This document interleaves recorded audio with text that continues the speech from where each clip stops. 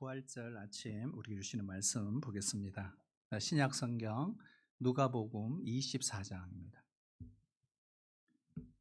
누가복음 24장 우리 36절로 49절까지입니다. 한 절씩 교독으로 나누어서 읽고요. 우리 49절 합독하도록 하겠습니다.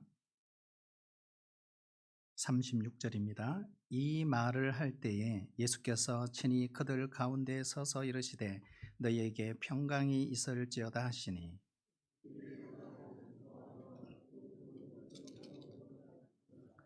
예수께서 이르시되 어찌하여 두려워하며 어찌하여 마음에 의심이 일어나느냐.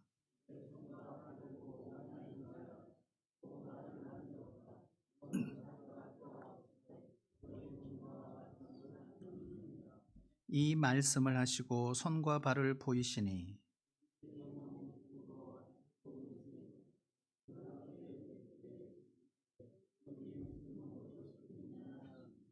이에 구운 생선 한 토막을 드리니 또 이르시되 내가 너희와 함께 있을 때에 너희에게 말한 바 곧 모세의 율법과 선지자의 글과 시편에 나를 가리켜 기록된 모든 것이 이루어져야 하리라 한 말이 이것이라 하시고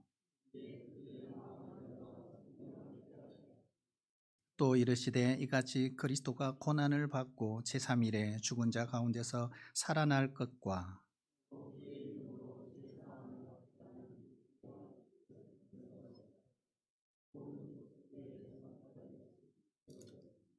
너희는 이 모든 일의 증인이라. 볼지어다 내가 내 아버지께서 약속하신 것을 너희에게 보내리니 너희는 위로부터 능력으로 입혀질 때까지 이 성에 머물라 하시니라. 아멘. 오늘은 예수님께서 사망 권세를 이기시고 부활하신 날입니다.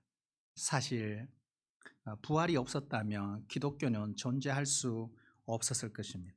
그래서 기독교는 부활의 종교입니다. 한번 따라해 주실래요? 기독교는 부활의 종교입니다.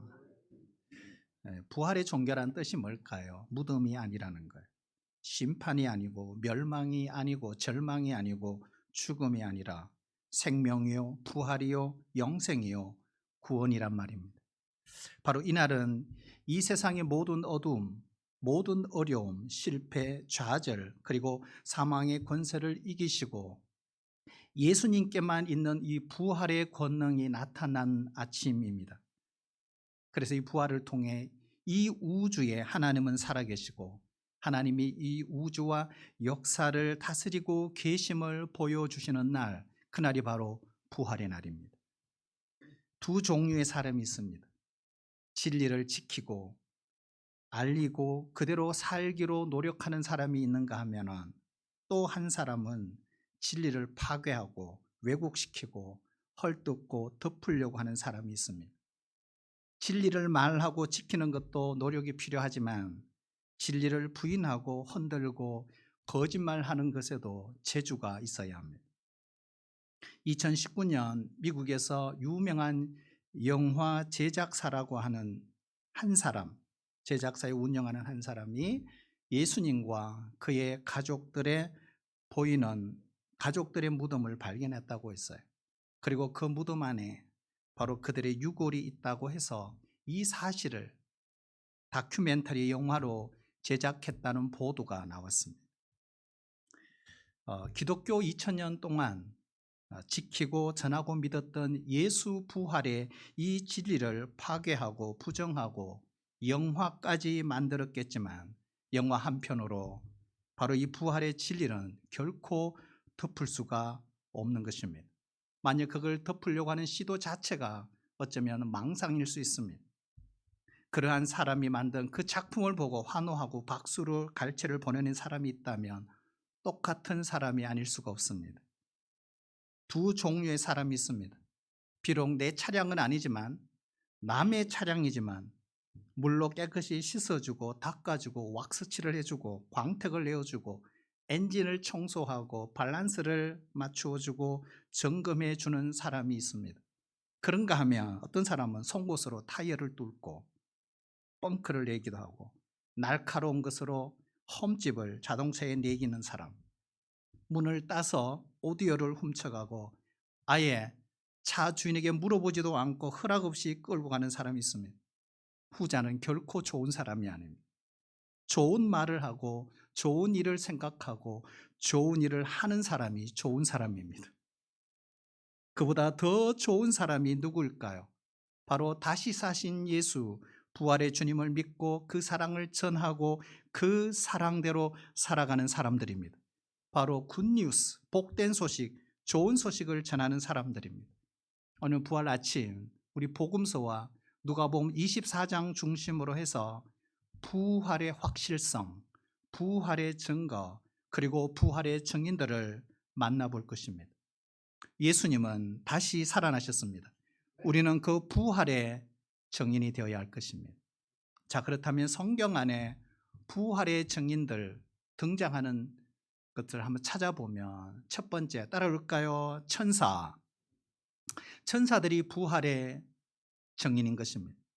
마태복음 28장 6절에 보면 안식 후 첫날 부활절 아침 무덤을 찾아간 여인에게 그가 여기 계시지 않고 그의 말씀하신 대로 살아나셨느니라 와서 그가 누우셨던 것을 보라고 했습니다. 마가복음 16장 5절 6절에도 보면 흰옷 입은 한 청년이 무덤 우편에 서서 하는 말이 놀라지 말라. 너희가 십자가에 못 박히신 나사렛 예수를 찾는구나. 그가 살아나셨고 여기 계시지 아니하니라. 보라 그를 두었던 곳이니라 했습니다. 여기에 흰옷 입은 청년도 천사입니다. 누가복음 24장 4절에 보시면 찬란한 옷을 입은 두 사람이 곁에 섰는지라 역시 천사입니다. 5절 6절에 보시면 어찌하여 산자를 죽은 자 가운데서 찾느냐 여기 계시지 않고 살아나셨느니라고 했습니다. 마태복음, 마가복음, 누가복음 여기서 가장 중요한 말씀 무엇일까요? 바로 여기 계시지 않는다는 것입니다. 천사들의 공통된 정언은 여기 계시지 않는다. 왜 산자를 죽은 자 가운데서 찾느냐? 그는 다시 살아나셨다라고 하는 것입니다. 사탄은 마귀는 세상은 남을 속이고 거짓을 조장하고 분열을 일삼습니다.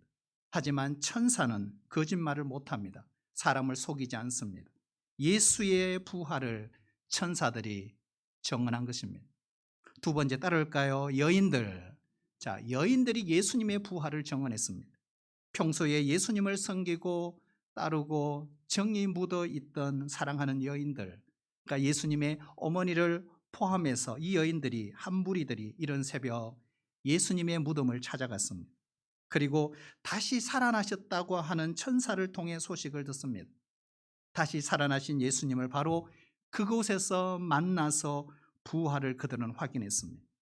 중요한 것은 제자들은 보이지 않습니다. 다 겁나고 두려워 무덤 곁에 그들은 얼씬도 하지 않았지만 이 여인들은 새벽에 무덤을 찾아갔습니다. 과연 이 여인들의 용감함, 담대함 여러분 어디서 나왔을까요? 우리가 믿음이겠지 이런 생각도 할 수 있어요. 그런데 여러분 여성만이 갖고 있는 독특한 그런 본능이 있어요. 그럴까요? 모성 본능. 자, 모성 본능이라는 게 있지 않습니까? 10개월간 복중에서 잉태한 생명을 품고 있어야 합니다. 10개월 동안 나보다 태아의 생명을 생각하고 늘 보살핍니다. 때로는 불편하고 고통이 따라옵니다. 어떨 경우 입덧이 심할 경우는 3개월에서 4개월 정도 물 한 모금 제대로 마시지 못합니다. 저는 개인적으로 한 6개월 동안 병원에 입원하신 산모도 보았습니다. 자기 생명을 걸고 태아의 생명을 지킵니다. 그러다가 달이 차면 해산의 고통을 겪고 아이를 출산하게 됩니다. 낳을 때 고통 엄청나겠지만 그러나 기르면서 겪는 고통도 정말 헤아리기 어렵습니다. 거기에 비해 남자들은 어떤가요? 아이를 낳지 않습니다. 그러나 이런 말을 합니다. 우리는 부성 본능이 있다고. 부성 본능이 뭘까요? 내 자식이야. 내가 지킬 거야.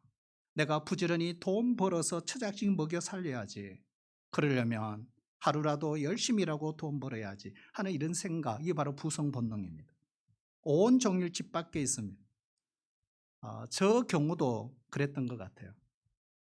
삼남매를 길렀습니다만 제가 기른 건 아니에요.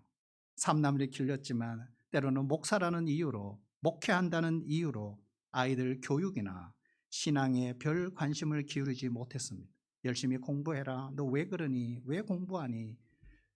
안 하고 그렇게 하니? 왜 성적이 그렇게 오르지 않아? 늘 잔소리하고 책망하고 간섭하는 악역은 늘 아내가 맡았습니다. 그러다 보니까 아이들이 엄마는 잔소리꾼, 아빠는 내 편. 그냥 좋은 아빠입니다. 그래서 아이들한테 누가 더 좋으냐 물으면 이렇게 말합니다. 아빠가 더 좋아요. 이렇게 대답을 합니다. 여성은 생명을 잉태합니다. 그리고 그 생명을 공유합니다. 그리고 생명이 공존하고 있음을 경험하기에 남성보다 훨씬 강하다는 것입니다. 그 당시 예수님의 무덤을 찾아갔던 이 여인들, 로마 병정의 그 칼날 앞에도 겁나지 않았습니다. 무덤의 공포에도 두려워하지 않았습니다. 죽음도 문제가 되지 않았습니다.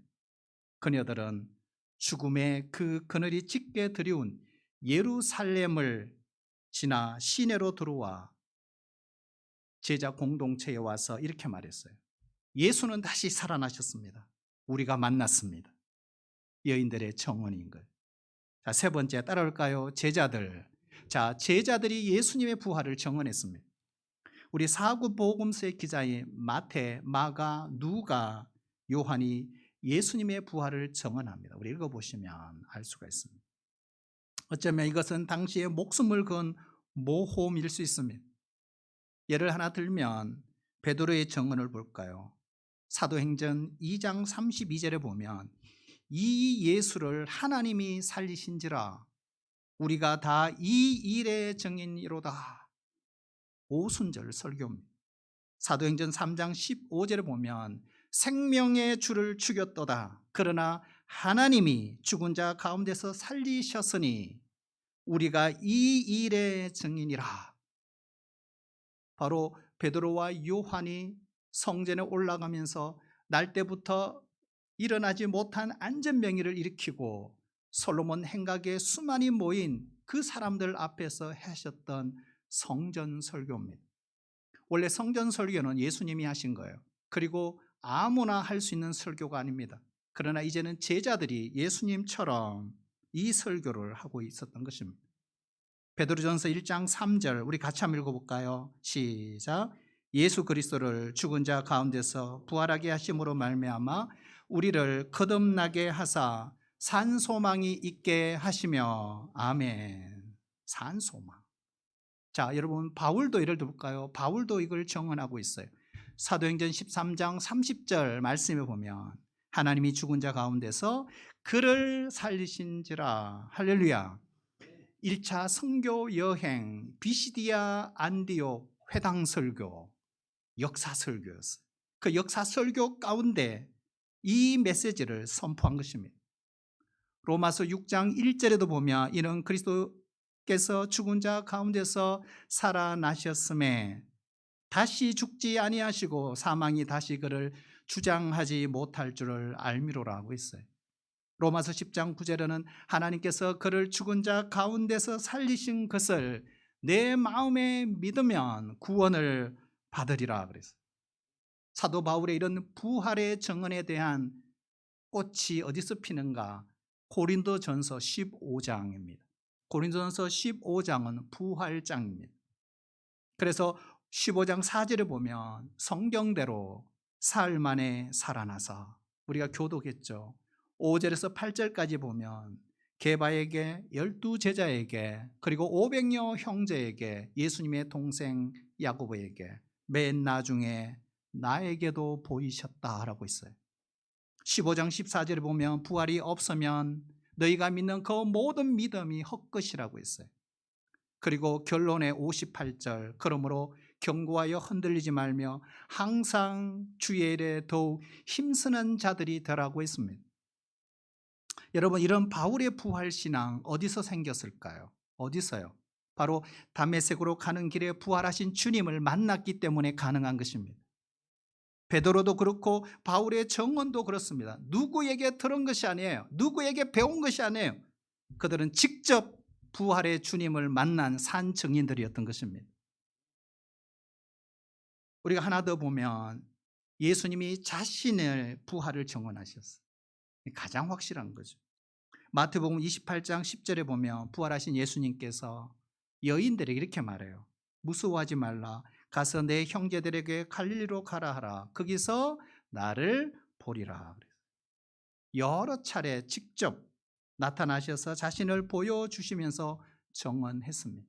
오늘 함께 읽은 이 누가복음 24장 13절 이하에 보면 엠마오로 내려가던 두 제자가 있었어요. 두 제자. 그 중에 한 제자가 글로바, 18절에 보면 글로바라고 했어요. 이 글로바는 누구냐? 바로 예수님의 아버지 요셉. 이 요셉의 형제였을 것이다. 그리고 그 또 하나의 제자는 바로 그 형제의 아들 시몬, 그 글로바와 시몬이 두 제자였을 것이다. 그리고 이 시몬은 교회 전성에 의하면 초대 교회의 바로 야고보에 이어서 제2의 감독이 되는 이런 제자. 비록 12제자는 속하지 않았지만, 그리고 36절 이하에 보면 36절 이 말을 할 때에 그러니까 제자들이 모인 그 공동체 속에 주님이 나타나셨습니다. 그리고 손과 발의 못자국을 보여주며 정언하셨어요. 38절에 의심하는 제자들이 이렇게 말해요. 어찌하여 두려워하며 어찌하여 마음에 의심이 일어나느냐. 그리고 39절에도 보면 내 손과 내 발을 보고 나인 줄 알라. 나를 만져보라. 영은 살과 뼈가 없으되 너희 보는 바와 같이 나는 있느니라 그랬어요. 그러나 그들은 여전히 믿지 못했어요. 그래서 예수님이 구운 생선 한 토막을 드신다. 우리가 복음서를 보면 예수님이 숯불에 구운 생선을 좋아하셨어요. 늘 그렇게 하셨던 것 같아요. 그래서 예수님이 자신의 부활을 계속 증언하십니다. 성도 여러분, 우리가 부활하신 예수님의 실체를 우리가 확신할 수 있다면 무엇이 두렵겠습니까? 죽음을 이기신 그분이 나와 함께 계신다면 무엇이 두렵겠습니까? 그러므로 우리 신앙생활의 모든 불신앙은 바로 그분의 부활을 믿지 못하는 데서 시작된다는 사실입니다. 부활하신 예수님의 실체를 확신하는 사람, 확인한 사람은 신앙의 모든 불안을 넘어서서 새로운 삶의 신앙생활이 시작될 줄로 믿습니다. 우리 예일대학교 법대 출신이고 저널리스트였던 리 스트로벨이라는 분이 있어요. 이분은 무신론자였어요. 회의론자입니다. 어느 날 아내와 딸과 함께 식당에 갔어요. 그런데 그 딸이 사탕을 잘못 먹어서 목에 넘어가다가 기도가 막혔어요. 그럴 때 그 식당 안에 간호사가 있었어요. LP라는 간호사입니다. 그래서 그 여인의 도움으로 응급처치해서 딸이 살아납니다. 그러면서 이 LP라는 간호사가 이렇게 말해요. 그날 주님께서 나를 그 식당으로 인도하셨다고. 그리고 앨리슨 그 딸이 살아난 것은 주님의 뜻이라고. 리스토르베리의 그 아내는 큰 감동을 받았어요. 그리고 간호사와 함께 그가 다니는 교회에 나가기 시작했습니다. 하지만 리스토르벨은 그렇지가 않았어요. 살아난 것은 감사하지만 주의 뜻이 아닌 우연일 거야 라고 생각을 했다고 합니다. 아내는 열심히 교회에 다녔어요. 그래서 아내가 교회에 빠지지 않도록 해야 되겠다. 늘 불안했다고 합니다. 여러분, 이게 남성의 특징이지 않습니까? 리스토르벨은 기자의 근성으로 예수의 허구성을 내가 파헤쳐야 되겠다. 그래서 예수에 빠지거나 안 그러면 교회에 빠지지 못하도록 내가 막을 거야. 그래서 예수 연구에 몰입합니다. 우선 그가 첫 번째 연구했던 것이 예수가 과연 역사적인 실존 인물이었느냐 하는 것입니다. 그래서 역사적 예수 연구의 최고의 권위자를 찾아다닙니다. 그런데 여러분, 마침내 어떤 결과가 왔냐? 바로 역사적 예수님의 부활까지 믿는 신자가 된 것입니다. 그는 완전히 회심했어요. 그리고 쓴 책이 유명한 책이죠. 베스트셀러입니다. 예수는 역사다. 따를까요? 예수는 역사다. 예수는 역사다. 14장으로 된 정말 귀한 책입니다. 그 부제를 보면 누가 예수를 신하라 하는가? 리스톨베리는 나중에 신학을 전공하고 목사가 됩니다. 그리고 교수로서 지금도 이 시대에 하나님이 쓰시는 강력한 예수의 정인, 부활의 정인이 되었던 것입니다. 부활하신 예수님의 실체를 만났기 때문입니다. 우리는 주일마다 성경을 설교로 듣습니다. 하지만 성경을 설교로 듣지만 그 말씀을 경험한다는 의미와는 다른 것입니다. 여전히 성경은 죽어있는 문자에 불과합니다. 그런데 어느 날 성령께서 살아있는 말씀으로 다가올 때가 있어요. 그 순간 바로 말씀이 죽어있는 문자가 아니라 살아있는 말씀으로 경험되는 것입니다. 44절이잖아요. 예수님께서 제자들에게 자신의 부활을 증언하면서 무엇을 제시하는가? 모세의 율법, 선지자의 글, 시편, 뭘까요? 말씀을 풀어주셨다는 거예요. 예수님은 성경적입니다. 예수님은 말씀의 사람입니다. 예수님은 성경의 사람이었던 것입니다. 앞으로 제자들도 예수님이 성천하시고 나면 초대교회에 말씀으로 성경으로 성부를 걸어야 되거든요. 그래서 성경을 풀 줄 알아야 됩니다. 그래서 예수님이 보여주신 거예요. 따라볼까요? 부활을 말씀으로 깨닫게 해주셨습니다. 자, 부활을 말씀으로 깨닫게 해주신 거예요. 성경은 단순한 문자가 아니라 바로 예수님에 대한 정언임을 깨닫게 해주신 겁니다. 그때 어떤 일이 일어났을까요? 45절을 보세요. 같이 한번 읽어볼까요? 45절 시작. 이에 그들의 마음을 열어 성경을 깨닫게 하시고 아멘. 제자들은 성경이 정언한 그 예수님의 부활을 예수님이 풀어주셨을 때 깨닫게 된 거예요. 믿게 된 거예요. 말씀이 살아나며 말씀이 정언한 그리스도가 살아서 그들에게 다가온 것입니다. 그래서 그들은 더 이상 아무것도 두렵지 않는 사람이 된 거예요. 그래서 그들 마음속에 찾아온 것이 뭐예요? 평강이에요. 여러분, 부활의 선물이 뭐예요? 평강이에요. 평강. 믿으세요? 평강. 너희에게 평강이 있을지어다 말씀하시죠. 그래서 우리에게 중요한 게 그죠. 교회 나오지만 그리고 신앙생활을 오래 했지만 아직도 살아있는 말씀을 경험하지 못했다면 우리 오늘 부활 아침 이렇게 기도하셔야 합니다. 주님, 내 눈을 열어 주의 법에 기이한 것을 보게 해 주십시오. 나로 하여금 깨닫게 하여 주십시오. 내가 주의 법을 준행하며 전심으로 지키겠습니다. 우리는 이런 사역을 성령의 조명이라고 합니다.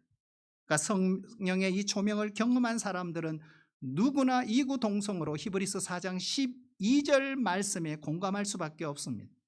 하나님의 말씀은 살아있고 활력이 있어 좌우의 날선 어떤 검보다 예리하여 홍과 영과 및 관절과 골수를 찔러 쪼개기까지 하며 또 마음의 생각과 뜻을 판단하나니. 여러분 믿으세요? 이 바로 살아계신 하나님의 말씀을 경험한 사람들의 이구동성으로 동일한 말씀입니다. 살아있는 말씀을 경험한 사람들은 마르틴 루터처럼 고백할 수 있습니다. 파면의 위협을 당하고 교황청으로부터 모든 가르침을 포기받는 그 상황에서 그가 하나님께 드렸던 기도가 있습니다. 주님, 내가 여기 있습니다. 어쩔 도리가 없습니다. 하나님, 나를 도와주세요. 그리고는 목숨을 위협하던 그 모든 두려움에서 해방되었습니다. 그리고 개혁자의 길로 그는 걷게 된 것입니다. 뭘까요? 말씀의 영이에요.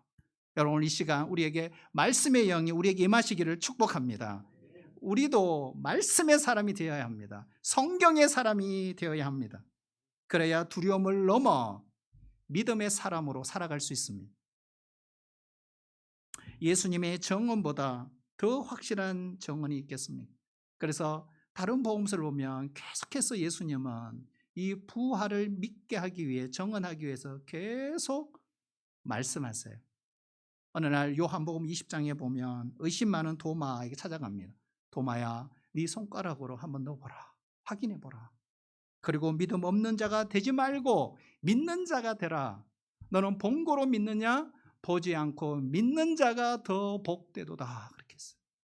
요한복음 21장 14절에 보면 부활하신 후 제자들에게 세 번째로 나타나 보이셨다라고 했어요. 그러면 여기서 우리가 질문을 해야 됩니다. 이토록 부활을 정언하고 왜 믿게 해야 했을까? 왜 그랬을까? 바로 부활을 믿어야 구원받기 때문입니다. 따를까요? 부활을 믿어야 구원받습니다. 여러분, 부활을 믿어야 부활을 생명을 얻기 때문에 그렇습니다. 요한복음 11장 25절 26절에 보면 예수님께서 마르다에게 하신 이 말씀은 곧 나에게, 우리에게 하신 말씀입니다. 나는 부활이요 생명이니 나를 믿는 자는 죽어도 살겠고 살아서 나를 믿는 자는 영원히 죽지 아니하리니 이것을 네가 믿느냐 하는 것입니다. 예수가 부활이시고 생명이신 것은 불변의 진리입니다. 중요한 것은 내가 믿는 것입니다. 믿으면 예수의 부활 나의 부활입니다. 예수 생명 나의 생명이지만 믿지 않으면 나와 아무런 상관이 없는 것입니다. 그래서 예수님이 제자들에게, 우리에게 요구하시는 것이 있어요. 너희들이 믿는다면 나의 증인이 되라. 자, 우리 48절 우리 같이 한번 읽어볼까요? 시작. 아멘. 여러분, 증인이 뭘까요? 보고 듣고 믿는 사실을 사실대로 말하는 사람입니다. 증인은 거짓말을 한다든지 사실을 왜곡하면 위정죄에 걸립니다. 우리가 법정이나 청문회에서도 증인이 반드시 선서하는 이유가 그래서 그런 거예요. 증인을 헬라어로 마르티스라고 합니다. 이것은 영어 성경에 보면 말을 이렇게 되어 있어요. 바로 순교자 이런 말입니다. 결국 증인은 사실과 진실과 진리를 위해 목숨을 건 사람, 바로 순교자의 자세로 정언한다 이런 뜻입니다. 그러므로 순교자와 증인은 어원이 동일합니다. 초대교회 서대반이었던 집사님 서대반도 예수님의 증인으로 살다가 돌에 맞아 죽으셨어요. 베드로도 부활의 증인으로 십자가에 매달려 죽습니다. 바울도 부활을 증거하다가 돌에 맞고 채찍에 맞고 옥에 갇히고 쫓겨다니다가 최후에 순교를 당합니다. 그들의 정은 위에 교회가 세워지고 그들의 순교 피 위에 교회가 세워졌고 지금까지 우리가 그 신앙을 지켜나가고 있는 것입니다. 진실로 내가 예수의 부활을 믿는다면 성도 여러분, 나도 증인이 되어야 합니다. 거짓을 참이라고 말하고 사람을 속이는 것도 술수와 과장과 전략이 필요합니다. 짝퉁을 만들려면 진짜로 팔려면 모조 기술이 뛰어나고 포장이 탁월해야 합니다. 그러나 여러분, 진실, 진리, 진짜는 포장할 필요가 없습니다. 상품과 브랜드만 보여도 충분합니다. 그러므로 따라올까요? 부활은 진실입니다. 부활은 진리입니다. 부활은 사실입니다. 부활은 팩트입니다. 왜요? 일어난 일이기 때문에 그렇습니다. 사실을 사실이라고 말하는 거 어려운 일이 아니에요. 예수 믿어야 구원받는다. 이것이 진리입니다. 이렇게 말하는 것은 어려운 것이 아닙니다. 성도 여러분, 예수님 다시 사셨습니다. 우리가 이 소식을 증언해야 합니다. 선포해야 합니다. 인류 최대의 사기극은 진화론입니다. 그러나 많은 사람들이 그것을 역사적인 진실로 과학이라고 받아들이고 있습니다. No, 아닙니다. 완전히 사기입니다. 이 시대에 가장 위대한 사기극이 있다면 그건 무신론이죠.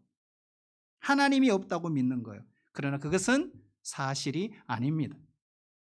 믿든 안 믿든 하나님은 살아 계십니다. 믿든 안 믿든 태양은 존재합니다. 태양을 아무리 부인해도 오늘도 태양은 뜬 것입니다. 진실은 감출 수 없습니다. 부활은 감출 수 없습니다.